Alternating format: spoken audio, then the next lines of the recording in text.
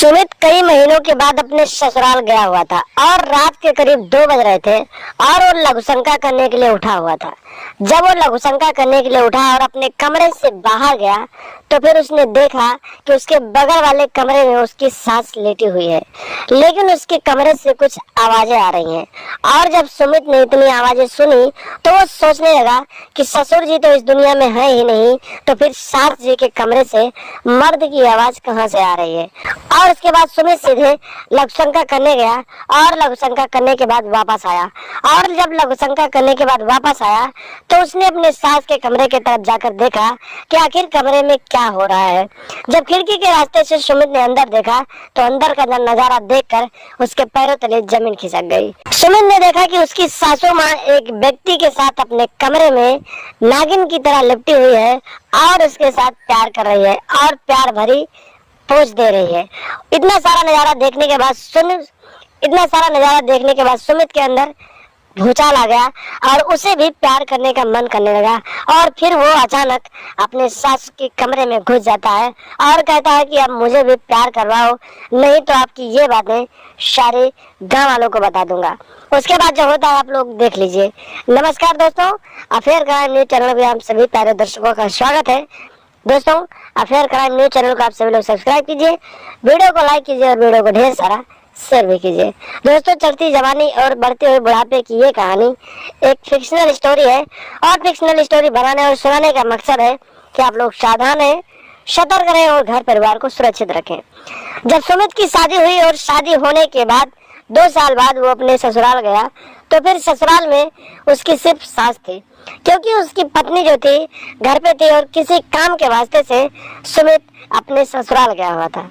सुमित जब अपने ससुराल पहुंचा तो उसकी सास ने बहुत अच्छे से उसे खाना पानी दिया और बोली कि दामाद जी आज मत जाओ क्योंकि आज लेट हो गया है, कल चले जाना।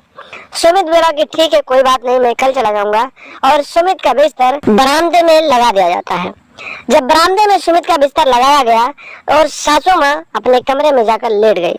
रात के करीब 2 बज रहे थे। सुमित अपने कमरे से उठा और फिर लघुशंका करने के लिए बाहर जाने लगा। लेकिन जब वो लघुशंका करने बाहर जा रहा था तो उसे अपने सास के कमरे से कुछ आवाजें आ रही थी। और जब आवाजें आते हुए सुमित ने सुना तो फिर वो सोचने लगा कि आखिर ससुर जी तो इस दुनिया में है नहीं, फिर सासू जी के कमरे से मर्द की आवाज कैसे आ रही है।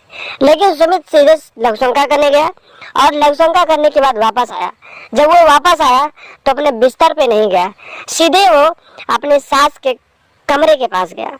और जब उसके कमरे के पास गया और उसके जब खिड़की के पास जाकर खड़ा हुआ तो अंदर का नजारा देखने लगा। जब सुमित ने अंदर का नजारा देखा तो अंदर का नजारा देखने के बाद उसके पैरों तले जमीन खिसक गई।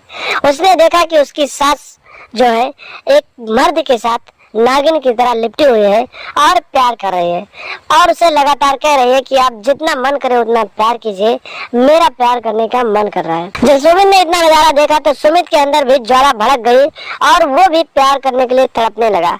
काफी देर तक जब देखता रहा और उसे जब बर्दाश्त नहीं हुआ तो फिर वो खिड़की के रास्ते से अपने सास के कमरे में घुस गया और बोला कि मुझे भी तुम्हारे साथ प्यार करना है, अगर मुझे भी प्यार करने दोगी तो ठीक है, नहीं तो तुम्हारी ये कहानी मैं गांव वालों को बता दूंगा। उसकी सास ने कहा ठीक है, तुम किसी को कुछ मत बताना, जो तुम्हारा दिल करे तुम भी उसी तरीके से प्यार कर लो।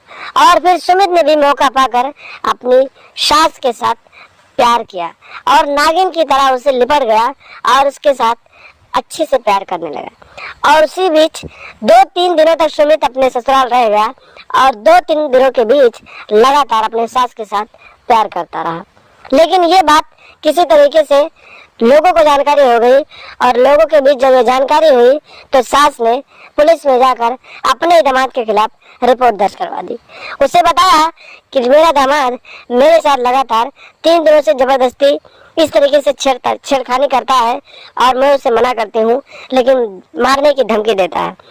क्योंकि उसकी सास सोचती थी कि लोगों को जानकारी हो गई तो मेरी बदनामी होगी, क्यों ना मैं दामाद को ही फंसा दूं। और पुलिस वाले जब दामाद को हिरासत में लेते हैं तो दामाद को लेने के बाद थाने ले जाते हैं, पूछताछ करते हैं। दामाद पूरी कहानी बताता है तो पुलिस वाले सास को हिरासत में लेते हैं और उसके आशिक को भी हिरासत में लेकर आगे की कार्रवाई के लिए जेल में डाल देते हैं। तो दोस्तों, सावधान है, सतर्क रहें, इस तरह के लोग हैं जो आपको फंसा सकते हैं। और कहीं ना कहीं अपने आप को कंट्रोल में रखें, क्योंकि अगर आप गलत रास्ते पे जाएंगे तो आपको सजा जरूर मिलेगी। जिस तरीके से सुमित ने गलत रास्ता अपनाया तो उसे जेल की हवा मिली। तो दोस्तों, सावधान है, सतर्क रहें, घर परिवार को सुरक्षित रखें। चैनल पर नए हैं तो चैनल को सब्सक्राइब कर लें और हमेशा देखते रहे अफियर क्राइम न्यूज।